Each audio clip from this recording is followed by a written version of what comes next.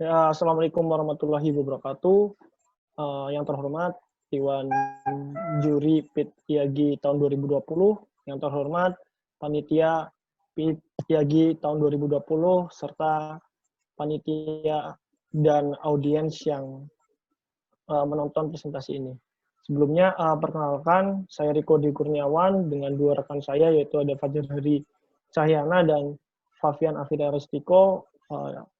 Di sini akan mempresentasikan hasil penelitian kami yang berjudul Identification of the Spread of Water Pollution Resulting from in the Water, Piungan Landfill, Bantul District Special Region of Yogyakarta, based on geomorphology, geologi, geochemistry, and hydrogeology.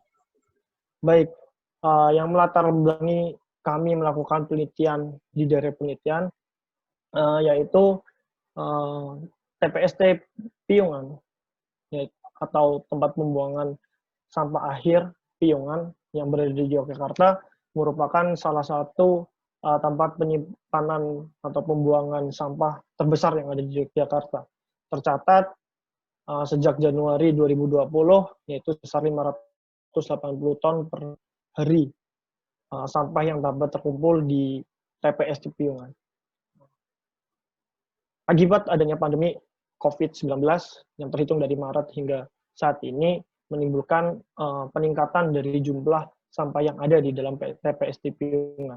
Menurut Kepala Divisi Lingkungan Hidup dan Kehutanan, di November tahun 2020 terjadi peningkatan 20 ton atau jumlah total yaitu 600 ton per hari. Sehingga peningkatan dari kegiatan ini disebabkan karena banyak warga yang work from home, sehingga semua kebutuhan pokok dilakukan secara online. Kemudian di sisi lain, meningkatnya cuaca atau hujan di daerah penelitian, yaitu Yogyakarta, di sini meningkatkan adanya air lindi yang dihasilkan. Nah, sebelumnya, apa itu air lindi? Air lindi merupakan suatu cairan yang tercampur antara air hujan dengan air timbunan sampah. Oleh karena itu, pentingnya penelitian harus dilakukan guna untuk mengetahui karakteristik air lindi, bagaimana penyebarannya, kemudian apa saja yang menjadi faktor pengontrolnya, serta bagaimana pengelolaannya. Selanjutnya, introduction. Penelitian dilakukan di Piungan, untuk Kecamatan Piungan, Kabupaten Bantul, Spesial Regional Yogyakarta, atau Daerah Istimewa Yogyakarta. Yang bisa kita lihat, di sini merupakan kafling kami yang tertera koordinat 436.000 sampai 438.500, Y-nya 928.500 sampai 913.2000. Kemudian penelitian yang kami lakukan di sini menggunakan tiga metode, yaitu akuisisi, tahap akuisisi, analisis, dan sintesis. Tahap akuisisi di sini terdiri dari dua, yaitu secondary data atau data sekunder dan data primer. Data sekunder meliputi studi pustaka, kemudian analisis citra Landsat 8, yang dimana nanti akan menghasilkan interpretasi geomorfologi, kemudian interpretasi geologi, dan interpretasi struktur geologi.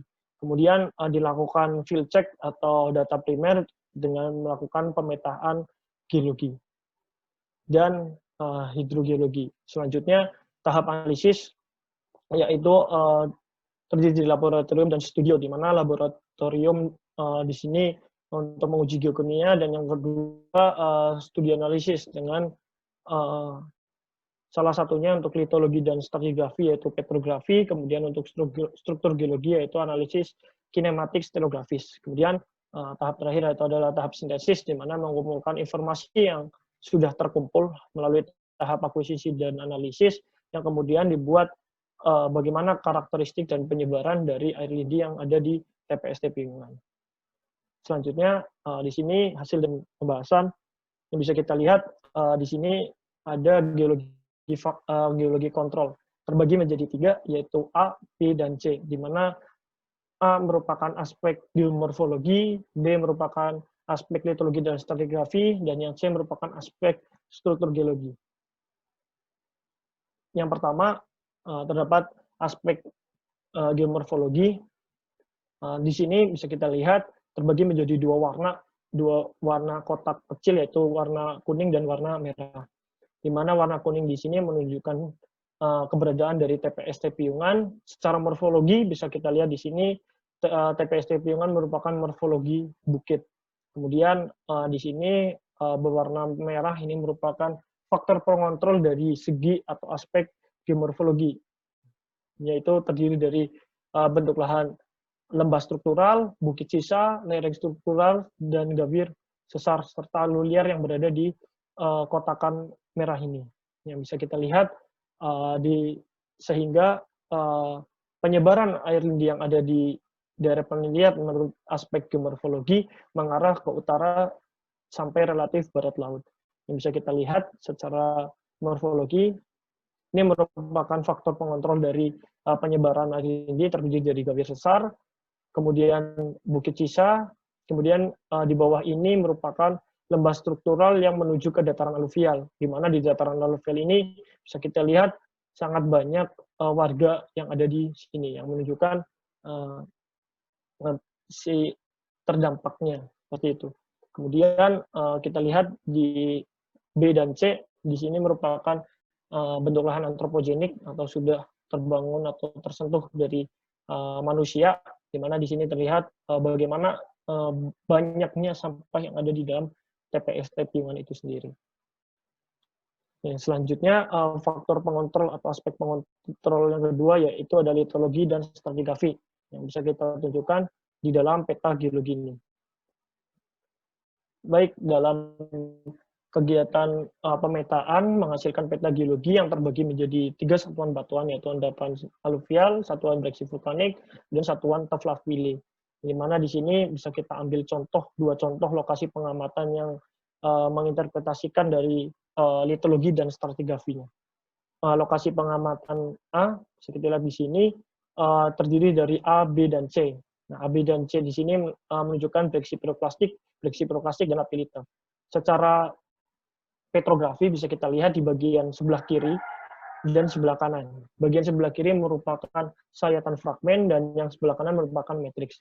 Bisa kita lihat dari breksi piroklastik di sini memiliki fragmen andesit dengan dilihat dari kandungan plagioklasnya yang menunjukkan jenis andesin. Kemudian yang di sebelah kanan merupakan matriks. Matriks di sini bisa kita lihat matriks dari breksi piroklastik di sini menunjukkan adanya gelas vulkanik. Adanya gelas vulkanik yang ditunjukkan warna kuning sampai putih ini sampai ke warna di nikol silang menjadi warna hitam. Kemudian di lokasi pengamatan kedua atau lokasi pengamatan B bisa kita lihat di sini terdiri dari profil TOF kasar, TOF halus, sisipan TOF kasar, TOF halus, dan TOF kasar. Kemudian kami melakukan secara petrografis dibagi menjadi 2. Di sini bisa kita lihat adanya unsur gelas yang sangat tinggi, ditunjukkan dengan warna krem hingga putih, dan ketika di nikol silangkan di sini menunjukkan warna hitam. Ya, jadi selanjutnya dalam aspek litologi dan stratigrafi ini dapat disimpulkan bahwasanya di daerah penelitian masih mengandung batuan piroklastik yang sangat tinggi yang menunjukkan tingkat permeabilitas dan porositasnya sangat tinggi seperti itu, dan belum mengalami devitrifikasi oleh matriksnya atau piroklastiknya, sehingga menunjukkan ini merupakan batuan piroklastik yang berfungsi sebagai pengontrol dari penyebaran air lindi yang ada di daerah penelitian. Selanjutnya, faktor ketiga yaitu struktur geologi. Berdasarkan pemetaan geologi, didapatkan 5 struktur geologi yang menjadi peran penting di dalam penyebaran air lindi. Yang pertama, yaitu ada sesar bauburan, kemudian yang kedua sesar gedung pring, sesar watu kudik, sesar wali kupon, dan sesar depok. Nah, setelah melakukan analisis kinematik ditunjukkan dengan gambar ini. Nah, selanjutnya dari pemetaan geologi, analisis kinematik, kami mencoba untuk melakukan genesa. Apa peran dari struktur geologi yang ada? Di sini bisa kita lihat menurut konsep Moody and Hill tahun 1956, bahwasanya yang menjadi primary first order di sini adalah sesar Depok, kemudian yang menjadi complementary first order yaitu sesar Kedung Wali Kuku. Peran dari kedua sesar ini diinterpretasikan berumur tidak jauh dari formasi yang ada di daerah penelitian. Menurut Surono tahun 2009, daerah penelitian termasuk dalam formasi similir, yaitu memiliki umur Miocene awal hingga Miocene tengah. Kemudian peran dari sesar Depok dan sesar Wali Kuku di sini adalah membentuk kedudukan yang relatif tenggara dari daerah penelitian dan terbentuknya suatu kontur dan alur liar yang menunjukkan ciri khas dari terbentuknya sesar.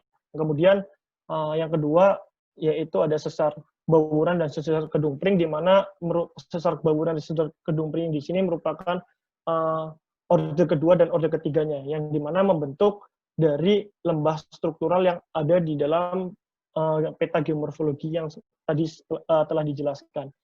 Di mana di sini memiliki peran penting, yaitu umurnya lebih muda daripada sesar sebelumnya, yang mengontrol lembah struktural sehingga arah aliran pun terbentuk dari adanya kedua sesar ini.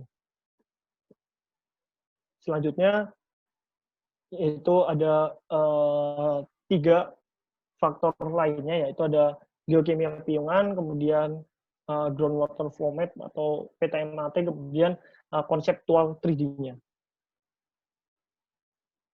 Baik, di sini piungan geokimia piungan terbagi menjadi 3 di dalam diagram Piper, di mana yang kotak pertama di sini menunjukkan keadaan aslinya yang terdiri CA, NaK, dan Mg. Kemudian yang kedua di sini dari HCO3, Cl, dan SO4. Nah, data ini diambil dari 20 sumur, data 20 sumur yang kami lakukan di daerah penelitian, 20 sampel sumur.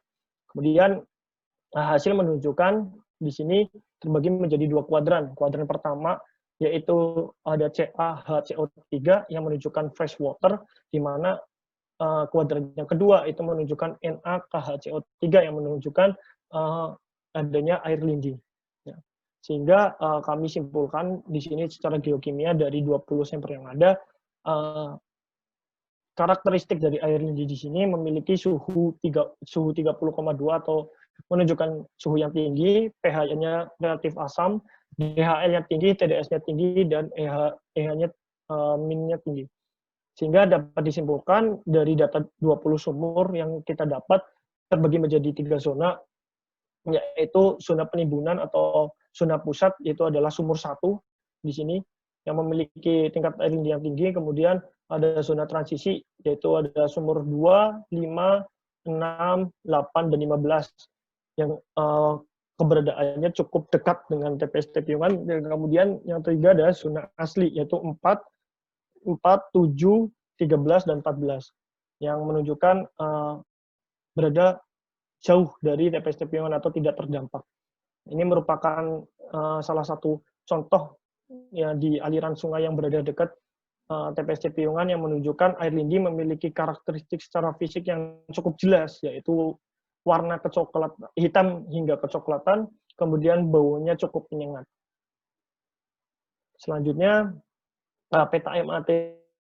Nah, peta MAT di sini diambil dari 20 sampel berdasarkan tingkat kedalaman dari sumur yang berada, sehingga menghasilkan peta MAT. Dari peta MAT sendiri di sini bisa kita lihat aliran air relatif utara, barat laut, dan selatan. Nah, berdasarkan data geokimia tadi, bahwasanya zona yang paling terdampak itu adalah sumur 1, karena berada dekat TPST Piungan. Kemudian zona transisinya berada di arah relatif utara dari TPST Piungan, yang menunjukkan di sini ada kontrol struktur, yang menunjukkan di sini aliran berarah ke utara dan barat laut, didukung juga oleh morfologi dan litologi dan stratigrafi yang berada, sehingga dari peta MAT ini bisa kita lihat aliran menuju ke utara dan barat laut, dan selatannya menunjukkan daerah yang sedikit, alirannya lebih sedikit daripada utara hingga barat laut. Kemudian yang ketiga, di sini bisa kita lihat kami mencoba membuat model konseptual dari semua faktor yang ada terhadap zona penyebaran air lindi. Bisa kita lihat di sini berwarna merah, garis berwarna merah di dalam peta 3 dimensi, itu merupakan letak TPST Piungan. Bisa lihat secara 2 dimensi, ini merupakan TPST Piungan. Nah, untuk penyebaran zona penyebarannya berdasarkan faktor litologi, stratigrafi, kemudian geomorfologi dan struktur geologi, bisa kita lihat aliran mengarah ke utara hingga barat laut yang menunjukkan zonasi dari penyebaran air lindi. Dan bagian selatan relatif sedikit karena sedikit dipengaruhi oleh faktor yang ada.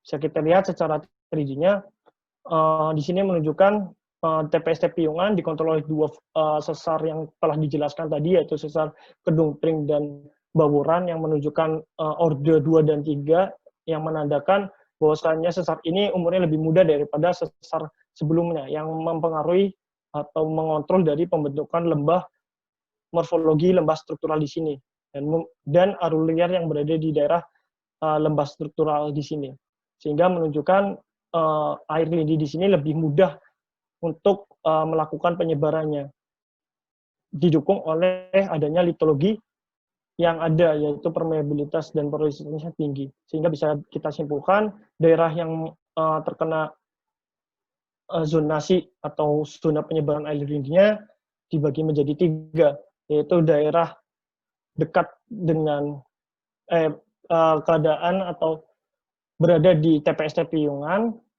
kemudian zona transisi itu dekat dengan Piungan, dan yang terakhir itu zona yang jauh, itu berada di